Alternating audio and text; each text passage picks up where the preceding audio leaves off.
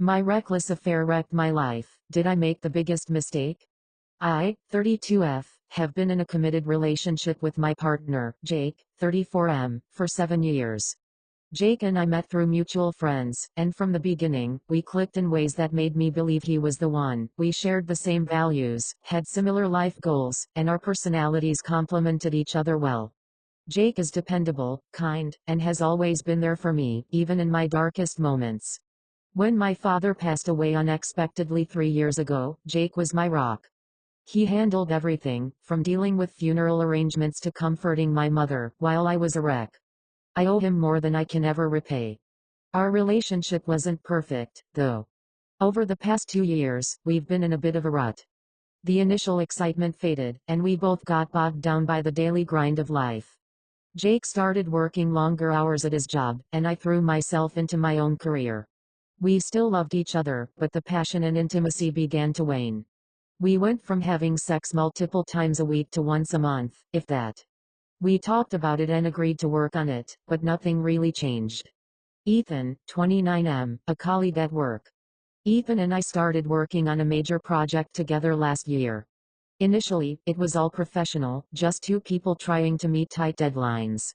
But as we spent more time together, we started bonding over shared interests, inside jokes, and personal stories. Ethan is charming, funny, and has this way of making you feel like you're the only person in the room when he talks to you. It started with innocent flirtation, nothing serious, just light banter. I told myself it was harmless and that I would never cross any lines. But one night, after a particularly stressful day at work, Ethan and I went out for drinks to unwind. We had a few too many, and one thing led to another. We ended up back at his place, and I cheated on Jake. I woke up the next morning in a panic, feeling a mix of guilt, shame, and confusion. I told myself it was a one-time mistake, a lapse in judgment that would never happen again. I resolved to forget about it, go back to my normal life, and pretend it never happened. But it wasn't a one-time thing. The next day at work, Ethan acted like nothing had happened. We continued working together, but the tension between us grew. He would touch my arm when no one was looking, or send me flirty texts after hours. I should have shut it down, but instead, I found myself drawn to him. The excitement, the secrecy, it was intoxicating. Over the next few months, Ethan and I started an affair. We would meet up after work or sneak away during lunch breaks. I felt alive in a way I hadn't in years, but the guilt was eating me alive. Every time I came home to Jake, I felt like I was living a double life.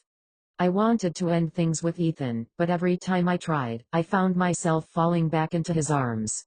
Everything came crashing down about 2 months ago. Jake found out about the affair. He came across a text from Ethan on my phone late one night. I was asleep when he found it, and by the time I woke up, Jake had already packed a bag and left the house. He didn't answer my calls or texts for days. When he finally did, it was to tell me that he was staying with a friend and needed some space to think. I was devastated. I knew I had destroyed the best thing in my life, and the worst part was that I didn't even have a good explanation for why I did it. I wanted to fix things, to make amends, but Jake wasn't interested in talking. He shut down completely, only communicating through short, curt messages. A week later, he told me he was filing for a separation. I was shattered. I reached out to friends and family for support, but the response was mixed. Some were sympathetic, but others were horrified by what I'd done. I could see the disappointment in their eyes, and it made me feel like the worst person in the world. Things got even more complicated when Ethan's girlfriend found out about the affair. She confronted him, and the whole thing blew up at work. Ethan and I were both called into HR, and while we weren't fired, we were placed on probation and moved to different departments. The affair became the subject of office gossip, and I could feel the judgment from my colleagues every time I walked into the building. My life was in shambles. I lost Jake, my friends, and any sense of self-respect. I was living in a tiny apartment, barely eating or sleeping, and just going through the motions.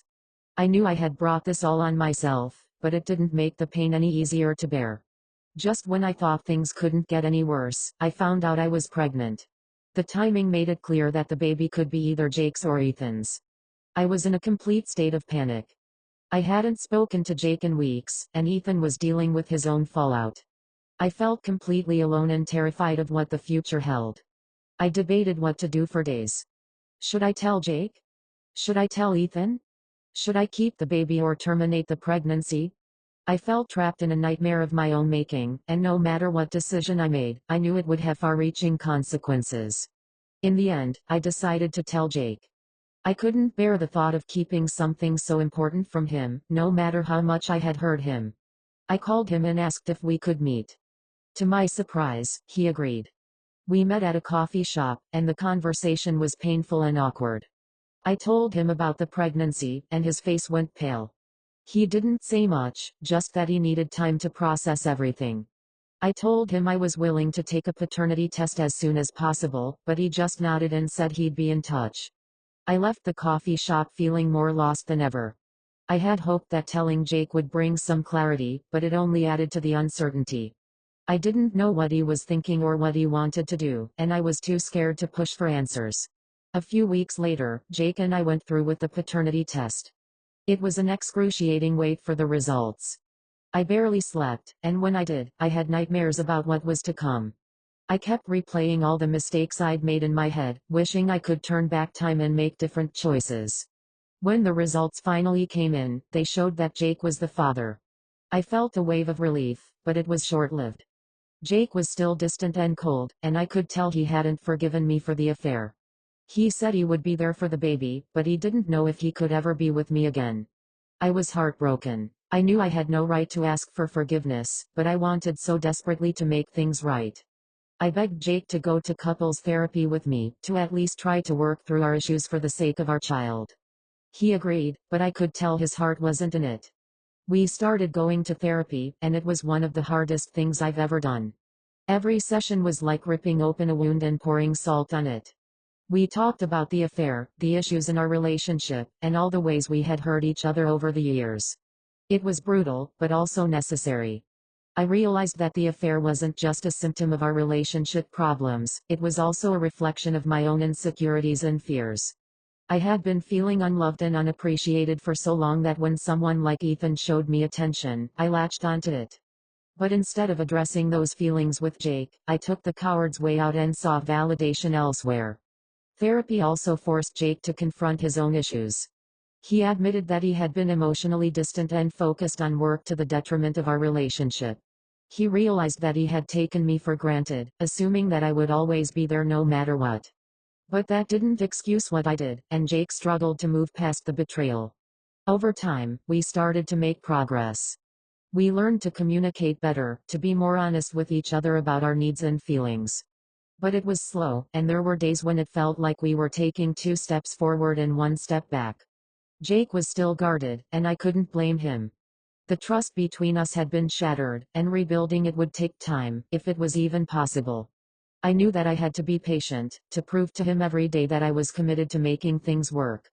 Our child was born a few months ago, and it was both the happiest and most terrifying day of my life. Holding our baby for the first time, I was overwhelmed with love and guilt.